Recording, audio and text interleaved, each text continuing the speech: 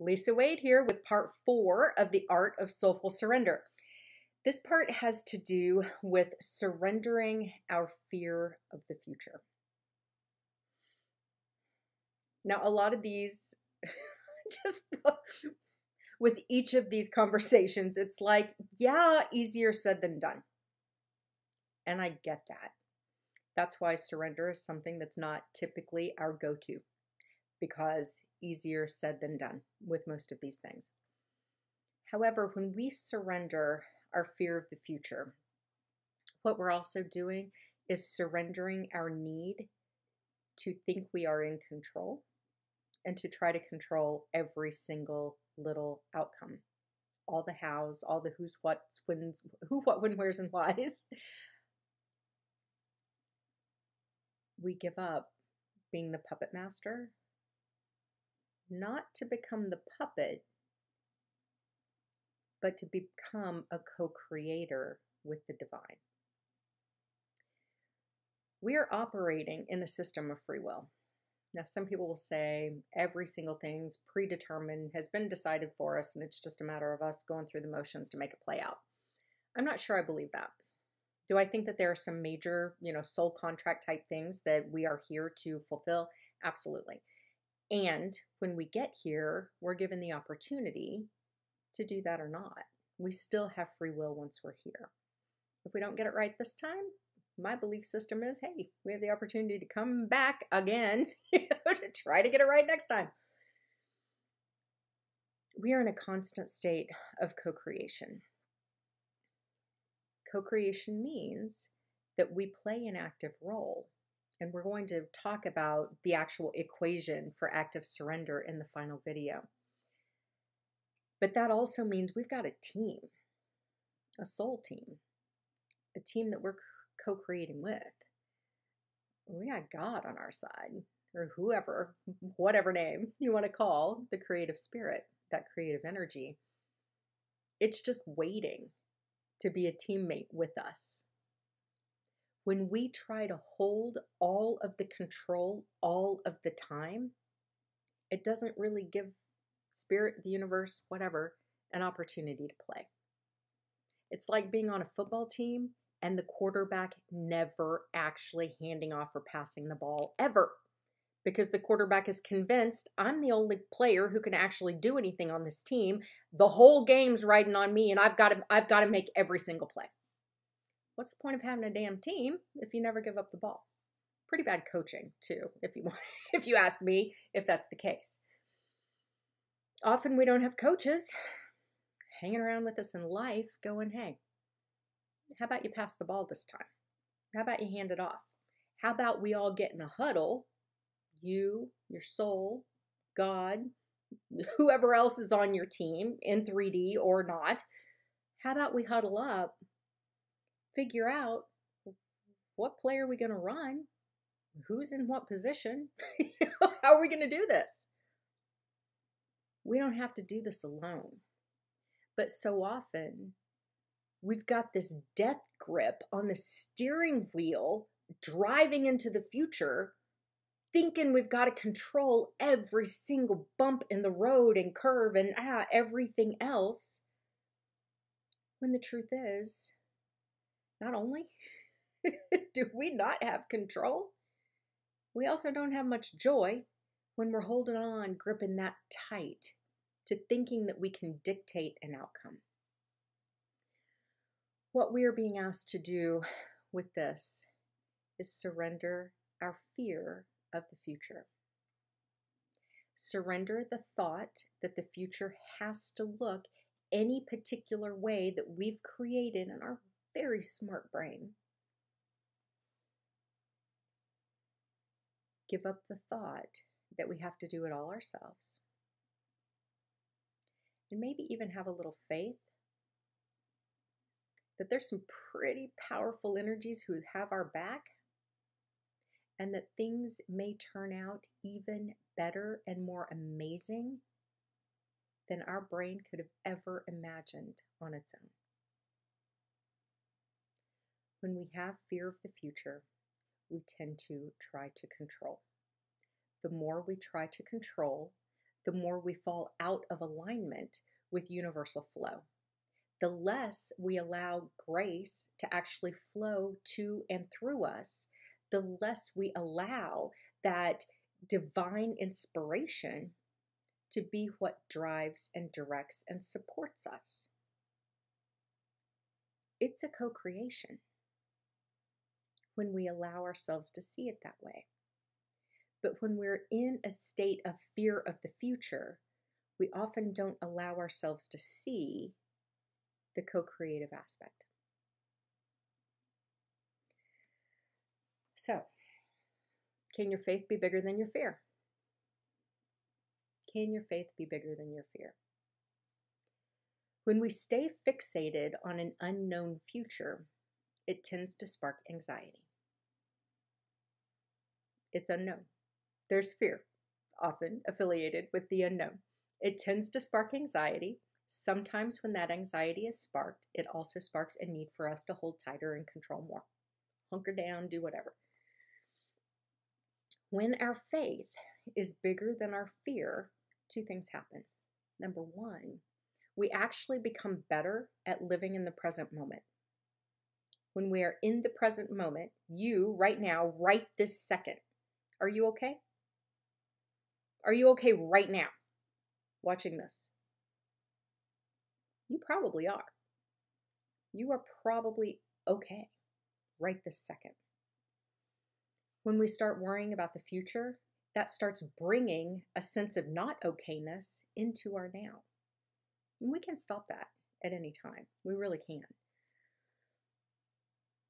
When we allow some peace and some grace in our present moment, it gives us the space to not be so anxious and worried about a future that we can't control. Anybody predict 2020 turning out to be the way it did? No. Some would say this is a clear indication that clearly the universe and God are not on our side. And I'm going to argue differently. But again, you're entitled to your own way of looking at the world if that works for you. I find that being more optimistic and recognizing and truly trusting that everything is going to work out better than we could have ever imagined if we are able to surrender and if we are able to team up with our soul, with God, with whomever, whatever you believe in. That's where grace is allowed to play. That's where faith is allowed to play. If we knew the exact outcome, there would be no need for faith. If we could control the exact outcome, there would be no need for faith, right? Faith in what? Faith for what? Faith, the general belief that things are going to be okay, that they're going to work out one way or another better than we can imagine, and that there's some intelligence that has a much bigger perspective of what's going on, not only in our lives, but in our world, that's helping us as this co-creation is happening. We don't have all the answers. We don't even see all the playing field. We do not have a bird's eye view of what's going on this planet at this time. But can we trust that there's actually a loving, benevolent energy that wants to see us succeed and thrive, and that's just simply asking that we lean forward, give up control, surrender our fear of the future, and actually have faith in the future instead, because we're aligning with our soul and aligning with that universal stream, that universal flow. I know that this is a hard concept for some people. Trust me, I get it. And I am being asked every freaking day to surrender things, fear of things that I'm just like, come on, like money. Surrender the fear of money. I'm like, you do get that on this planet in 3D, we have bills to pay. We got bills to pay. What do you mean surrender the fear of money? We got bills to pay. To which God will come back and say, Have you ever not had enough? Have you always been okay? And the truth is, yeah, I've actually always been okay. And I know that it's a blessing, and I'm incredibly grateful to be able to say that. And I know not everybody can, so please understand that. And when I'm being asked to do this work, and I'm being told, you're on God's payroll, because I'm sitting here going, shouldn't I just go get a full-time job? We got work we need you to do. And I'm supposed to just trust that everything's going to come out okay. Okay. I say while wringing my hands, not the easiest thing. Especially not when, I know people are talking in my daughter's ear going, oh, your mom's a bad influence because she doesn't have a real job out in the world. Got to surrender concerns and fears of the opinions of others, like in the last video. But fear of the future. How are these bills going to get paid? How am I going to put my daughter through college? How, blah, blah, blah, blah, blah, blah, blah, blah, blah. All the hows and what ifs. And to trust that I'm going to have what I need, that resources are plentiful, that as long as I'm acting in alignment with my soul, everything is going to work out just fine. And is more likely to work out just fine than if I'm in some soul-crushing job simply so I can pay the bills and satisfy somebody else's opinion that they don't even like me anyway. Okay. Some of this on its head doesn't make logical sense. And I get that. And our brains and our egos are very attached to logical sense. Most of us have not spent much of our life allowing our heart to lead. And certainly not much of our life allowing our soul to lead. We are being asked right now to shift that, to shift out of that ego control of the very logical left brain kind of mind, to allow more of our soul to take the lead, soul leadership here, to where our heart and our head get to actually work as a team, that our soul actually gets to call the plays in alignment with us, obviously, and that we actually have this whole spirit team that we can either see as being the coaching staff or the water boy. I don't care how you see them on your team, but we've got a team. And with this team, do we really think we're going to lose the game? When we're acting in alignment with our soul, harnessing the power of both our heart and our mind and our energy throughout our body to pursue something that actually matters because it's in alignment with our soul, and not being constricted and confined and tethered and held back and anchored by the fear that keeps us from making progress. If I was going to fear a future, it's the future where I'm not in alignment with my soul. Because that's the one that's going to feel like shit. That's the future where I'm not making my most authentic and meaningful contribution. That's the future where I've given up the voice of guidance that really matters to placate a small, ego-driven mind and the opinions, also ego-driven, of what other people think. That's the future that I would be worried about. But if we choose to align with our soul, if we choose not to let fear be the thing that dictates our future, but actually rather to allow our heart and our mind to create an incredible vision of what the future could look like, that's in alignment with our soul, that feels good, that's where we can make our most meaningful contribution and allow that to be what pulls us forward, rather than fear holding us back, but that vision pulling us forward, man, that is a whole different ballgame. And that's where faith actually gets to help push from behind in a good, positive way. Can we make that possible in our lives and in our world? I know this might sound like Pollyanna shit to a lot of you.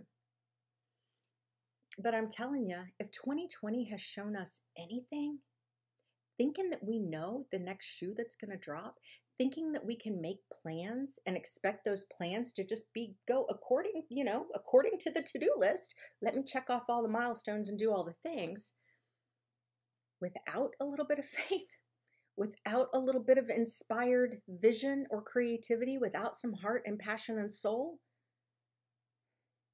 This shit show of a year, if anything, has shown us that there's got to be a better way. There's got to be a better way. And fear is never the better way. It's never better. Love? Now that's a better way. Faith? There's a better way. Alignment with your soul? That feels pretty good. Can we surrender the fear of the future to step into those things? And I promise you, when you can, the future starts feeling a whole lot brighter, a whole lot more joyful, and a whole lot more meaningful, and something that we want to strive into instead of fear and resist. I'll see you next time in part 5 of The Art of Soulful Surrender.